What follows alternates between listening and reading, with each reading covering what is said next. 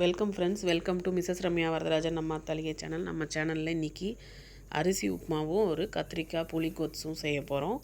வாங்க இதை எப்படி செய்யலான்னு பார்க்கலாம். இது வந்து ஒரு விரத நாட்களில் கூட நம்ம செய்யலாம். No onion no garlic recipe தான் இது. ஸோ நம்ம வந்து தக்காளி கூட தேவையில்லை. இது எப்படி செய்கிறதுன்னு பார்க்கலாம். நான் வந்து 1 டம்ளர் அளவு ரவை எடுத்து முன்னாடியே ப்ரீ மிக்ஸ் செஞ்சுருக்கேன். அது எப்படி செய்கிறதுன்னு காட்டுறேன். இது வந்து குக்கரில் ஒரு 4 டேபிள் ஸ்பூன் இல்லைன்னா அதுக்கு உங்களுக்கு எவ்வளோ வேணுமோ அந்த அளவுக்கு தேங்காய் எண்ணெய் தான் விட்டுருக்கேன். தேங்காய் எண்ணெயில் செய்யும்போது தான் நல்லா டேஸ்ட்டாக இருக்கும். கடலைப்பருப்பு சேர்த்துக்கலாம் 2 டேபிள் ஸ்பூன் அளவு. கொஞ்சம் கருவேப்பிலை சேர்த்துருக்கேன். இது நல்லா வறுத்துக்கோங்க பொன்னிறமாக. வறுபட்டதுக்கப்புறம் தேவையான அளவு காஞ்ச மிளகாய் ஒரு 2 தான் நான் போட்டிருக்கேன். சும்மா 2 டீஸ்பூன் அளவு உளுத்தம்பருப்பு இது சேர்த்துக்கலாம். இது வறுபட்டோடனே நான் ஏற்கனவே சொன்னேன் இல்லையா, ப்ரீமிக்ஸ் செஞ்சேன்னு. இந்த டம்ளரால் 1 டம்ளர் அளவு பச்சரிசி, 1 டேபிள் ஸ்பூன் அளவு துவரம்பருப்பு இதை நல்லா வாஷ் பண்ணிவிட்டு நல்லெல்லாம் உடத்திட்டு நல்லா வடிகட்டிட்டு லைட்டாக ஈரப்பதம் இருக்கும்போது நல்லா மிக்சியில் பவுடர் மாதிரி இல்லாமல் கோர்ஸாக ஒரு மாதிரி குருணை மாதிரி உடச்சிக்கோங்க. இதோட கொஞ்சம் மிளகு ஜீரகம் போட்டு நான் உடச்சி வச்சுருக்கேன். அதனால் காரத்துக்கு மிளகு தான், சும்மா பார்க்குறதுக்கு சும்மா 2 மிளகாய் போட்டிருக்கேன். அதனால் மிளகு நிறையா போட்டதுனால மிளகாய் கம்மியாக போட்டிருக்கேன். இது நல்லா வறுத்து விட்டுக்கோங்க. நல்லா எண்ணெயிலேயே வறுத்தா தான் உங்களுக்கு வந்து அடி பிடிக்காது, உதிராக உப்புமா வரும். நம்ம வெங்கலப்பானையில் செய்வோம். இன்றைக்கி வந்து குக்கர்லேயே எப்படி ஈஸியாக உப்புமா செய்கிறது தான் இன்றைக்கி வீடியோ. அதுக்கப்புறம் தண்ணி வேணுங்கிற அளவு நம்ம சேர்த்துக்கலாம். உப்பு தேவையான அளவு சேர்த்துக்கிறேன். பெருங்காயம் வந்து நான் அதிலே போட்டு உடச்சிட்டேன், அதனால் வந்து காமிக்கல. உங்களுக்கு வேணும்னா பெருங்காயம் இந்த நிலமையில் சேர்த்துக்கலாம். நம்ம வந்து பவுடர் பெருங்காயமாக இருந்தால், கட்டி பெருங்காயமாக இருந்தாலும் போட்டுக்கலாம். எண்ணெயிலே வறுத்துக்கலாம் முன்னாடியே. நான் வந்து வெந்நீர் வந்து ஒரு 3 டம்ளர் அளவு, எந்த டம்ளரால் எடுக்கிறோமோ அதால் 3 டம்ளர் அளவு வெந்நீர் சேர்க்குறேன். நல்லா சுற்றி வர விட்டுட்டு நல்லா கிளறி விட்டுருங்க. நல்லா வந்து கிளறி விட்டுட்டு குக்கரை போட்டு மூடி வச்சிடலாம். 3லேருந்து 4 விசில் வரைக்கும் நீங்கள் அதை விட்டுட்டு நீங்கள் ஆஃப் பண்ணி வச்சுக்கலாம். குக்கர் விசில் விட்டோன்னே திறந்து பார்க்கலாம். இப்போ நல்லா ஒரு மூடி போட்டு விட்டுறலாம். இல்லை பக்கத்துலேயே இருக்க முடியும்னா நம்ம சிம்மில் வச்சு கொஞ்சம் இதுலேயே கொதிக்க விடலாம். ஒரு இடுப்புச்சட்டியில் கூட நீங்கள் செய்யலாம், ஆனால் பக்கத்துலேருந்து செய்யணும். குக்கர்னால் நம்ம போட்டுட்டு நம்ம மற்ற வேலையை பார்க்கலாம். ஸோ இதுதான் இதில் ப்ளஸ் பாயிண்ட்டு. இது ஒரு 3-4 விசில் விடட்டும். இது வந்து கத்திரிக்காய் எடுத்திருக்கேன், பெரிய கத்திரிக்காய். இதில் எண்ணெயை தடவி அடுப்பில் இந்த பக்கம் சுட்டுட்ருக்கேன். இதுதான் இன்றைக்கி தொட்டுக்க செய்ய போகிற ஒரு புளிக்கொத்து. இதுக்கு வந்து நம்ம வந்து சாம்பார் தூள்லாம் சேர்க்க போகிறதில்ல, ஈஸியாக செய்ய போகிறோம். ஒரு கடாயில் கொஞ்சமாக எண்ணெய் விட்டுக்கலாம். அந்த கத்திரிக்காய் சுட்டுட்ருக்கோம் இல்லையா, அந்த நேரத்தில் டைம் வேஸ்ட் பண்ணாமல் கடாயில் எண்ணெய் விட்டுக்கலாம். இது சுட்டோடனே உளுத்தம்பருப்பு சேர்த்துக்கலாம் கொஞ்சமாக.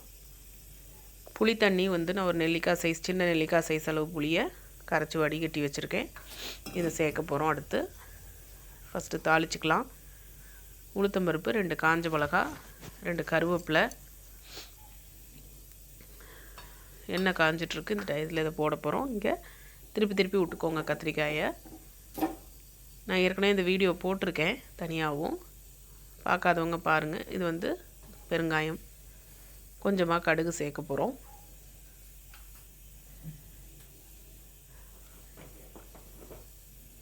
இப்போ எண்ணெய் காஞ்சிருச்சு. இந்த டயத்தில் காஞ்ச மிளகாய் உளுத்தம்பருப்பையும் சேர்த்துக்கலாம். இது வறுபட்டோன்னே பெருங்காயம், கட்டி பெருங்காயம் இருந்தால் இந்த ஸ்டேஜில் சேர்த்துக்கலாம், இல்லைனா பவுடர் சேர்த்துக்கலாம். அப்புறமா நல்லா வறுபட்டோன்னே கடுகு சேர்க்க போகிறோம். கடுகு சேர்த்து நல்லா பொரிஞ்சு வந்ததுக்கப்புறம் நேரமாக நம்மளோட புளி தண்ணியை சேர்த்துக்கலாம். இதில் 2 கருவேப்பிலை போட போகிறேன் நான். நீங்கள் வந்து இந்த வரமிளகாய்க்கு பதிலாக பச்சை மிளகாய் கூட இந்த ஸ்டேஜில் நீங்கள் சேர்த்துக்கலாம். இது நல்லா பொரிஞ்சு வரட்டும். ஒரு 5 நிமிஷம் தான் இது கொதிக்கிறதுக்கு ஆகும். இது வந்து ஒரு 2-3 பேருக்கான குவான்டிட்டி. உங்களுக்கு இன்னும் வேணும் அப்படின்னா கூட நீங்கள் இது பண்ணிக்கலாம். இந்த ப்ரீமிக்ஸ் வந்து நீங்கள் ரவை பதத்தில் மிக்சினில் கொடுத்து கூட அரைச்சி வச்சுக்கலாம். பவுடராக குருணை மாதிரியே அரைச்சி வச்சுக்கலாம். ரவையாக வேணுங்கும் போது நம்ம செஞ்சுக்கலாம். டூர் போகிறப்ப கூட எடுத்துகிட்டு போகலாம். ஒரு லஞ்சுக்கோ, ஈவினிங் ஸ்நாக்ஸாவோ, பிரேக்ஃபாஸ்ட்டாவோ, டின்னராகவோ கூட இந்த உப்புமாவை சாப்பிட்லாம். ஸோ கருவேப்பிலையை சேர்த்துக்கலாம். இது பொரிஞ்சு வந்தோடனே புளி தண்ணியை சேர்த்துக்கலாம். நல்லா பொன்னரமாக வறுபட்டுருச்சு. இப்போ இந்த புளி தண்ணியை சேர்த்துக்கிறோம். இது நல்லா கொதித்து வரட்டும். இதெல்லாம் சேர்ந்து ஒரு 5 நிமிஷம் கொதிக்கட்டும். மஞ்சள் பொடி தேவையான அளவு கொஞ்சமாக சேர்த்துக்கலாம், நிறையா வேண்டாம், சும்மா கலருக்காக. அடுத்து பெருங்காயத்தூள்,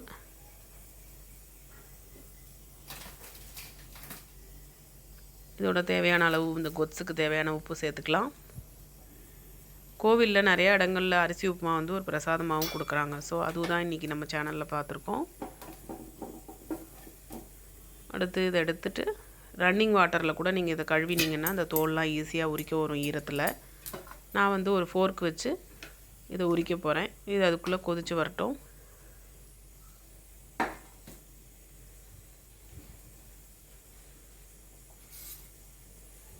நல்லா கொதிச்சிடுச்சு. நம்ம இங்கே வந்து உரிச்சிட்டு வர போகிறோம். அதுக்குள்ளே இது டைம் சரியாக இருக்கும். நம்மளோட உப்புமாவோட ஸ்டீமும் இறங்கிரும். இந்த கொத்ஸுக்கு தேவையான பொருட்கள்லாம் போட்டாச்சு. ஜஸ்ட்டு இப்போ வந்து இதை உரிச்சிட்டு இந்த ஃபோர்க்கு வச்சு இப்படி உரிச்சிங்கன்னா அந்த தோல்லாம் ஈஸியாக எடுத்துகிட்டு வந்துடும். இது பாருங்கள், சூட்டோடு தான் நான் உரிக்கிறேன். ரொம்பவே ஈஸியாக எடுக்க வருது. இந்த சுட்ட கத்திரிக்காயை வச்சு தயிர் பச்சடி கூட செய்யலாம். நம்ம சேனலில் இருக்குது, பார்க்காதவங்க பாருங்கள். இதை போட்டுட்டு நல்லா மசிச்சு விட்டுட்டு உரித்த கத்திரிக்காயை இந்த மாதிரி போட்டுக்கலாம். நம்ம வந்து நல்லா சுட்டுட்டு ஒரு தடவை உரிச்சிட்டு உள்ளே ஏதாவது இருக்கான்னு பார்த்துடணும். சம்டைம்ஸ் இதில் புழு இருக்கும். ஸோ நம்ம பார்த்துட்டு அதுக்கப்புறம் தான் போட போகிறோம். போட்டாச்சு. அடுத்து நல்லா எல்லாத்தையும் சேர்த்து கலந்து விட்டுக்கலாம். இப்போ ஒரு 2 கொதி வந்தோடனே நம்ம அடுப்பை ஆஃப் பண்ண போகிறோம். இங்கே உப்புமா ரெடி. திறந்து பார்க்கலாம் எப்படி வந்திருக்குன்னு. பாருங்கள் ஃப்ரெண்ட்ஸ், எவ்வளோ நல்லா ஒரு உதிரி உதிரியாக உப்புமா வந்திருக்கு. ஸோ நல்லா தாராளமாக ஒரு 2 பேர் இது சாப்பிட்லாம். இன்னும் வேணுன்னா நீங்கள் குவான்டிட்டி ஜாஸ்தி பண்ணிக்கோங்க. அவ்வளோதான் இன்றைக்கி நம்மளோட உப்புமாவும் கத்திரிக்காய் கொத்ஸும் ஒரு ரெசிபி பார்த்துருக்கோம். ரெண்டுமே ரெடி ஆகிடுச்சு. ஒரு 15 to 20 மினிட்ஸ்க்குள்ளே நம்மளுக்கு ஈஸியாக செய்யக்கூடிய ஒரு ரெசிபி தான் இன்றைக்கி பார்த்துருக்கோம். இந்த ரெசிபி உங்களுக்கு பிடிச்சிருந்தா மற்றவங்களுக்கும் ஷேர் பண்ணுங்கள், சப்ஸ்கிரைப் பண்ணுங்கள் நம்ம சேனலில். இந்த மாதிரி ஈஸியாக டேஸ்டியான பாரம்பரிய சமையலை பார்க்கலாம். தேங்க்யூ ஃபார் வாட்சிங். நான் நல்ல வீடியோவில் அடுத்த தடவை உங்களை சந்திக்கிறேன். நன்றி, வணக்கம்.